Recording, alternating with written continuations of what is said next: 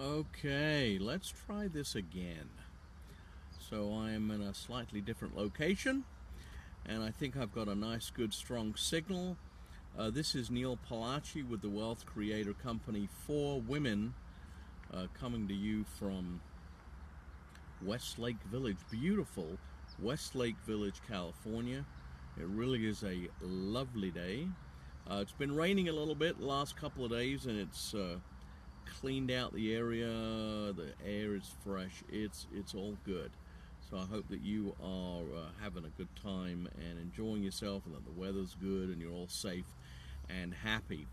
So I did come on a couple of minutes ago, but didn't have good reception, unfortunately. So I decided to start again. And as I had mentioned, I have been doing a series on life insurance, and I talked about term insurance, whole life, universal life, variable life, and index life. These are all what you call single life products. There's a product out there called Survivorship Life, and Survivorship Life is an interesting product in that it insures two people. It's unique in that regard. So if you are a husband and wife, or I suppose even partners, business partners, but particularly husband and wife often will use it in states, particularly again where there is community property. They'll insure the two people. So me and my wife have, let's say, hi Marshall, how are you? Thanks for coming on. So you will have this policy, and it'll insure two people, so husband and wife, $1 million. But the first person dies, and there is no death benefit paid. The purpose of this particular kind of policy is that there is going to be an issue. I don't know what issue. There could be a tax issue, there could be a debt issue, there could be something that is needed, not after the first person dies, but rather after the second person dies. Now, this came as a result of, again, the insurance industry being very creative, which they are, and in combination with the legal industry, quite frankly, because a trust is usually used in coordination with this particular product.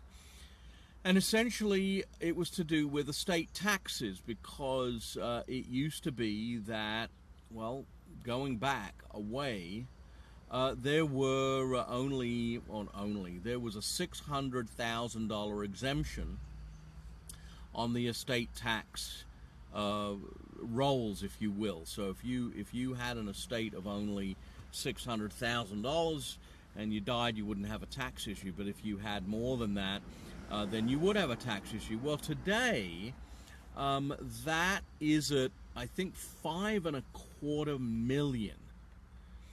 So unless you have an estate of larger than $5.25 million, you don't have an estate tax problem. If you're married, community property state type of relationship, you would have $10.5 million of assets that would be free from any estate tax. Now, there are quite a few people, particularly in the United States, that have estates that are larger than that. So just imagine for a moment that you have a $20 million estate.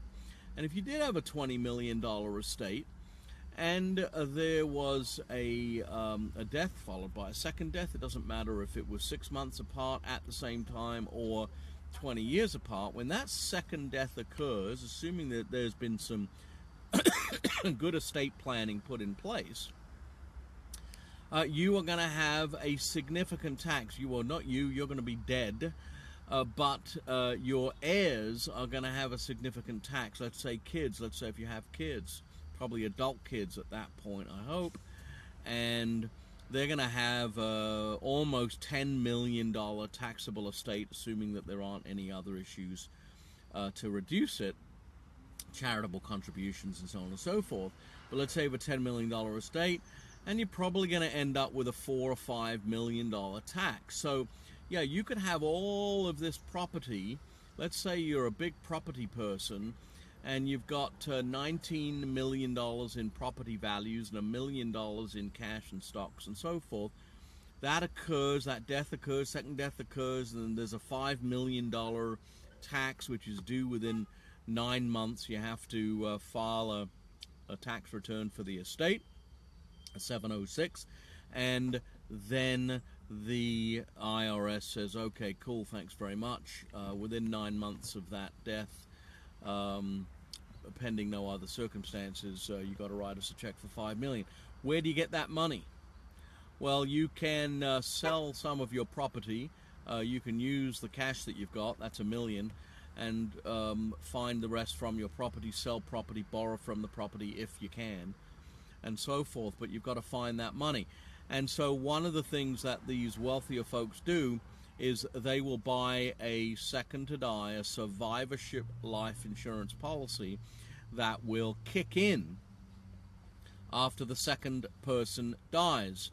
So now, when that $5 million tax is due, $5 million is paid, let's say, to the beneficiaries of the estate, not into the estate. You don't want to make the problem worse, but paid to the beneficiaries of the estate, or paid into a special trust, an irrevocable trust, that will keep that money outside of the estate. And then that trust can buy property from the estate, get liquidity into the estate, and then use that money to pay the IRS. Well, you may have paid 50 grand a year for that insurance, but it's a hell of a lot less expensive than coming up with $5 million. So it's a kind of a way to move money from your right pocket to your left pocket. If you've got the money to do it, it's an absolutely brilliant move.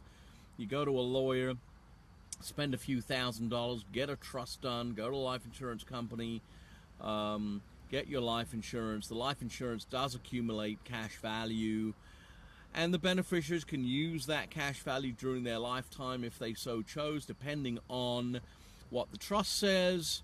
There's got to be a trustee if they're minors. I mean, there's some issues there, but it is a great, great planning tool that most of us, quite frankly, are not going to have a lot of use for, because we don't have estates that are that big. But many of us do, or our parents do, and we should look at that as an option. So that's called Survivorship Life.